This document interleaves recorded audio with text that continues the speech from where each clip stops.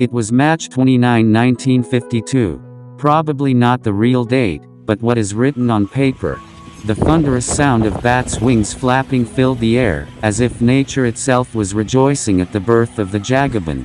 With each passing second, the anticipation grew. Amidst the darkness and the chaos, a leader was born, Bola Ahmed Tinubu, the kingmaker, who someday will want to become a king. His biggest problem, on the road to the presidency, was that his predecessor Buhari was from his own party, and he had underperformed. A man the Jagaban had greatly aided to become the president of Nigeria. As such, his campaign will be like a campaign against self. They couldn't generate enough kilowatts energy to make a popcorn. As he lay in his mother's arms, Abibatu Magaji, the Iolo Jar, of Lagos Island. Little did she know that this tiny bundle of joy would one day hold immense power and influence. The universe itself would bow down to his greatness, and his name would be etched in history forever. For Bola Ahmed Tinubu, destiny was already written in the stars, and he had the blueprint in his claws, and nothing could stand in the way of his success. From navigating the treacherous trenches, to conquering the bustling island of Lagos, he showed an unwavering determination and leadership that left no doubt in his mother's heart that he was meant for greatness. The young Tinubu had developed a natural talent for inspiring and guiding others. Bola Ahmed Tinubu quickly began to groom his own army of loyal followers, both the good, the bad and the ugly. Some were raw talent while most were ruthless kleptomaniacs and thugs. No one was useless in the eyes of the Jagaban, as he understood everyone's place. His army of loyalists, destined to help him achieve his lifelong ambition, the likes of MC Alaumo, El Rufai, Fashila, Osinbajo, Famigbajabiamila, the great Lai Muhammad, among the host of other sworn loyalists of the Tinubu political family. To outsiders it is more like a mafia crime family. But this cartel of dynamic men, loyal to Tinubu, were men who had all excel in their chosen fields. Tinubu was later to be faced with the harsh realities of life, such as a drug deal gone wrong, but he refused to let anything stand in his way. In the end, it was clear that Bola Ahmed Tinubu was a force to be reckoned with, a true kingmaker who defied all odds and rose to the top. His legacy will forever be remembered as one of the greatest success stories of all time. But life comes with its own ups and downs, and the young Bola Ahmed Tinubu was about to hit rock bottom, a scar that will forever haunt him. He was arrested on drug-related charges in the United States in the year 1993. The young Jagaban was trailed to the O'Hare International Airport in Chicago, where he was about catching a flight. He was found to be in possession of a large sum of money, allegedly connected to drug trafficking. After a thorough investigation, the charges were dropped due to lack of evidence linking him to drug trafficking. Tinubu has maintained his innocence and stated that the arrest was politically motivated. In a 2015 interview with The Nation, a Nigerian newspaper, Tinubu addressed the incident, stating that he was a victim of circumstances, and that his arrest was politically motivated. Well, only God knows, but what do you think about his drug case? However, the Jagaban will jump the ropes, as up to this day, he still brags about the US authorities' inability to nail him. Tinubu, the Jagaban, had to shift his attention back to Nigeria as he was getting so much heat abroad. In 1997, Tinubu was forced to flee his motherland once more, after being declared wanted by the Abacha regime.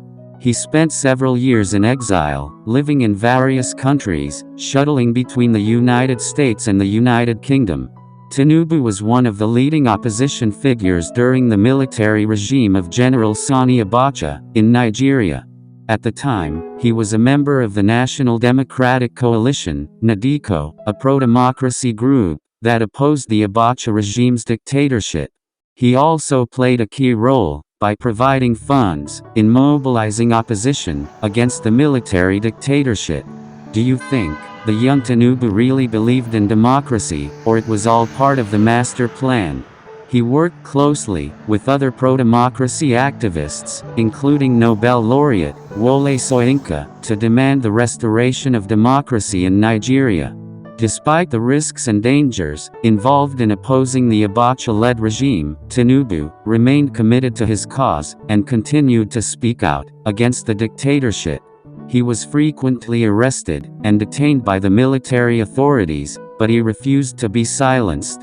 In the kind of cards he deals, maintaining a perfect image really matters, because if the tides goes against you, even those with dirty hands will be the first to cast stones on you. However, his past will come to hunt him in 2003 as he sets to accomplish his lifelong ambition of becoming the next president of Nigeria. Opponents will tag him Bola Ahmed Tinubu, the drug baron. But every saint has a past.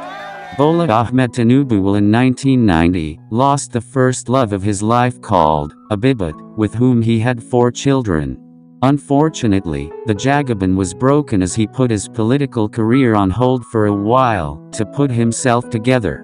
Tinubu later remarried Olarimi Tinubu, a Nigerian senator, in 1993, and they have 2 children together. But in 2017, again tragedy struck, and the Jagaban once more cried. He lost his beloved son, Jide Tinubu, who was a prominent lawyer and political activist in Lagos State before his sudden death. Now, questions started popping up. Why would one family have so much power? Indeed, Lagos was already set for a Tinubu-styled monarchy. This was seen in the way the Jagaban was able to depose a governor of Lagos State, Ambode, who had little misunderstood with him. Despite Ambode, as a governor having the power of incumbency, Asiwaju Ahmed Tinubu was able to show him that he, the Jagaban, had Lagos in his palms. The Jagaban is widely referred to as a political godfather in Lagos State, where he served as governor from 1999 to 2007. Over the years, he has played a significant role in the political landscape of Lagos State and Nigeria as a whole, using his influence and resources to support political candidates and parties that align with his vision and objectives. At this point, at the mention of the Jagaban, opposition quiver in fear. But a storm was coming, and it was more than a tsunami. It was called the Obedient Movement.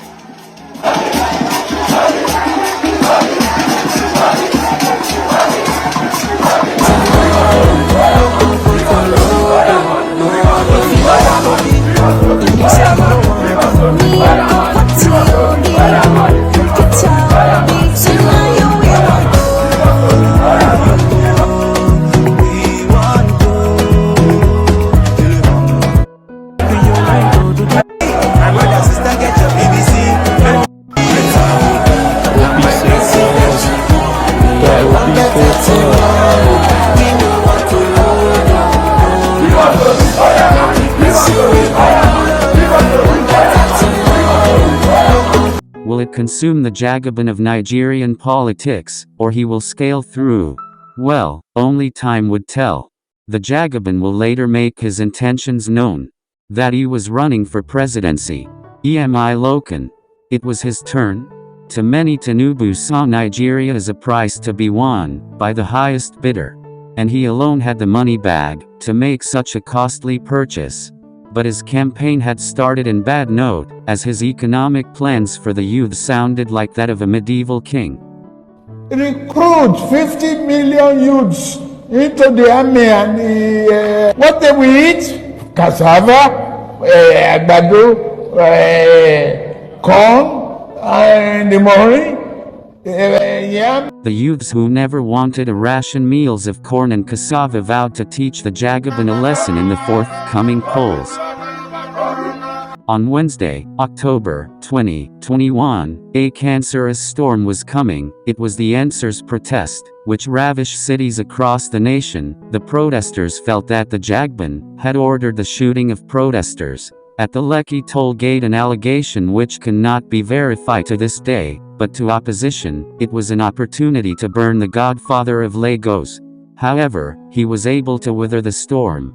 to prepare himself for his presidential dream. But on the street, every Nigerian youth not eating from the crumbs of his table had one grudge towards him, and it was to teach him a lesson during the polls. When he got back after the protest, he reminded Nigerians that he is still the one and only Jagaban of Lagos.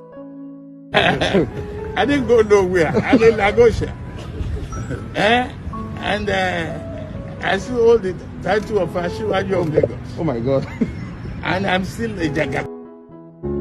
The 2023 elections was coming at a time where there had already been a massive political awakening and consciousness among the youths of Nigeria, who had been deprived jobs, basic social amenities, in the midst of insecurity. The youths were tired of the systematic corruption which had taken over the nation. And unfortunately for Tinubu, they saw him as a representative of the old establishment. History, of course, was no longer taught in schools. They had forgotten how Tinubu fought for Nigeria's democracy. As such, they sought to teach him a lesson at the polls. The much-anticipated 2023 election that will eventually bring Tinubu to power finally came. For the first time, Nigerians travel the length of the nation, while trooping out en masse to vote. This time, they wanted their votes to count. To many of these young voters, they wanted teaching the Jagaban a lesson, that Nigeria is not up for grab. But for Tinubu it was a date with destiny.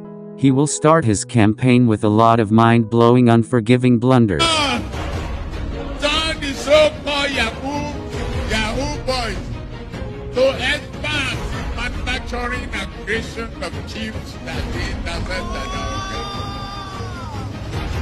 Do you love me? Do you love me? Do you love me?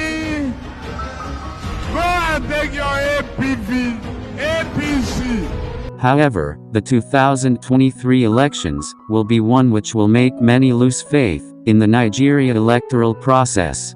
It was marred with rigging in most states, and also, the integrity of the Independent National Electoral Commission was really battered, due to the fact that they had promised Nigerians that the BVAS machine will be used. But few hours into the elections, the commission suspended the upload of results, making it easier for electoral fraud. Electoral acts were broken across party lines. Even the former president broke the Electoral Act by showing his voter slip to supporters, in order to be seen as a loyal party man. But he had violated the Electoral Act. It was supposed to be a secret ballot. Tinubu, in a bid to achieve his long-time dream of becoming the president, has no doubt come under barrage of attacks on social media, that he even confessed to have exiled himself from social media. I don't read social media anymore. They abuse hell out of me. Tinubu is known to be a family man, and has always prioritized his family despite his busy political career. He has often been seen in public with his wife and children, and he has spoken publicly about the importance of family values, and the need for leaders to prioritize their families. Definitely, he is not a religious bigot, because despite being a Muslim he is married to a devoted Christian, who is also a pastor with the Redeemed Christians Church of God. His son Seyi Tinubu is also married to a beautiful Igbo lady, called Chinwo from Abia State. While there are valid concerns about the concentration of political powers in the hands of a few individuals, especially Tinubu, it is also worth noting that he has used his influence to advance his vision for a better Nigeria. Whether or not one agrees with his methods and tactics, it is clear that Tinubu has had a significant impact on Nigerian politics, and will continue to be a major figure in the country's political landscape for years to come. As for the elections, only time will tell.